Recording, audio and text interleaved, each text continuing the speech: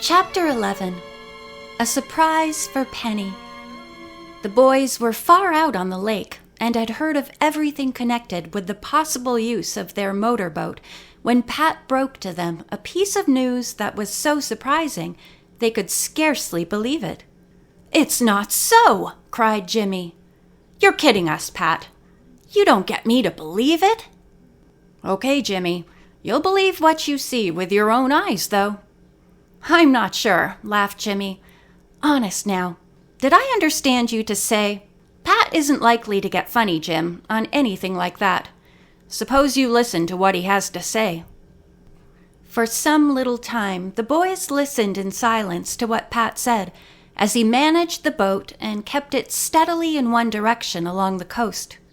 It was good news, yet it brought its complications. "And now, since seeing is believing, I'll take you there, and you can see for yourself. Will the girls be worried if we are out late?" "No, they know how we forget about time when we get out in the boat, and with you along, they'll know that there is a reason for our staying. Jimmy, do you suppose we can keep this till morning?" Pat chuckled. "I know the best way to break it to them, if you'll let me have my way." Then followed further discussion, decision, and a continuing of this voyage of discovery, as Philip told Penny it was, when on the next day the secret was disclosed. Meanwhile at home, the girls had another visitor. It was Aunt Mary. "Pat here?" she asked.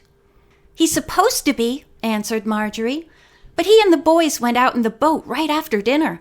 No telling when they will come back." Or Pat either, for that matter.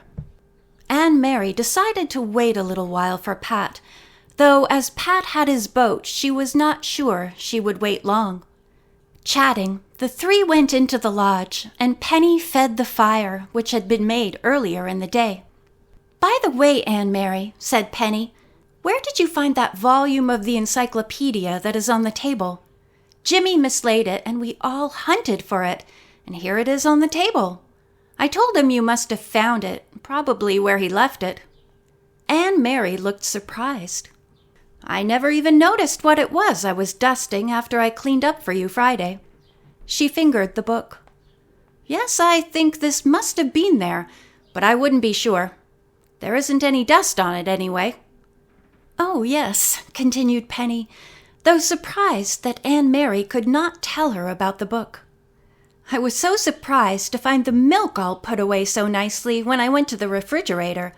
I was hoping that the girls would bring the milk before we went out in the boat Friday, but they must have come a little later than usual."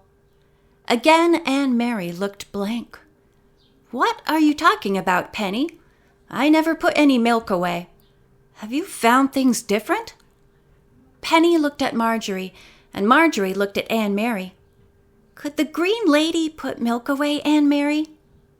"That I couldn't tell, but some queer things happen." Aunt Mary was restless and really too preoccupied to pay attention to this new puzzle for Penny and Marjorie. She decided not to wait any longer for Pat. She had promised Teresa she would drop in and keep her company that afternoon. The girls ate supper alone that night, having grown too hungry to wait for Pat and the boys. They were just finishing when the boys came home, smiling, in the best of humor, excited about something. "Yep, I guess we are," said Jimmy. "We had a gay old time with Pat. We'll tell you all he told us after we get something to eat. Well, not quite all." "Why not, Jim?" asked Marjorie, curious. "Just because." "Don't you wish you knew?" "No, it probably isn't much. You must have had a long trip on the lake.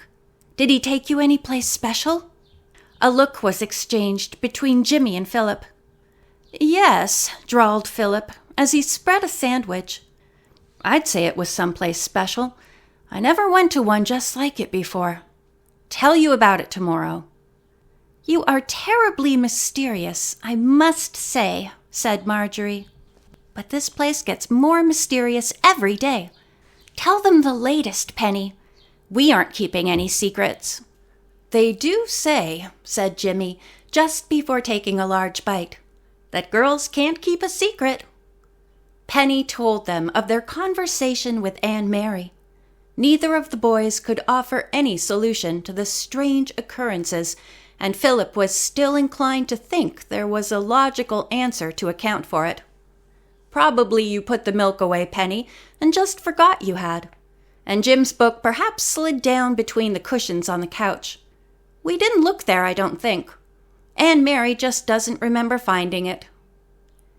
The evening was cool, but as everybody was sleepy and the boys announced that Pat would arrive early the next morning, the fire was not heaped to its usual proportions for an evening in front of it.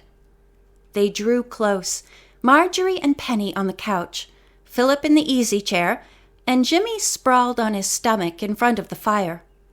The girls tried to guess what the great surprise could be, for Philip could not resist telling Penny that she in particular would have a great surprise. "Somebody's coming," said Marjorie with assurance. "You went to some hotel and met Peter, perhaps." Penny flushed at this. "Nonsense, Marjorie. Can you imagine Pat's taking the boys to a hotel to meet anyone?" "Did you go to a hotel, Phil?" asked Marjorie. "Bad guess, Marjorie," Phil answered. "It wasn't anything like a hotel, was it, Jimmy? You might call it a sort of hotel well, scarcely a hotel, Marge."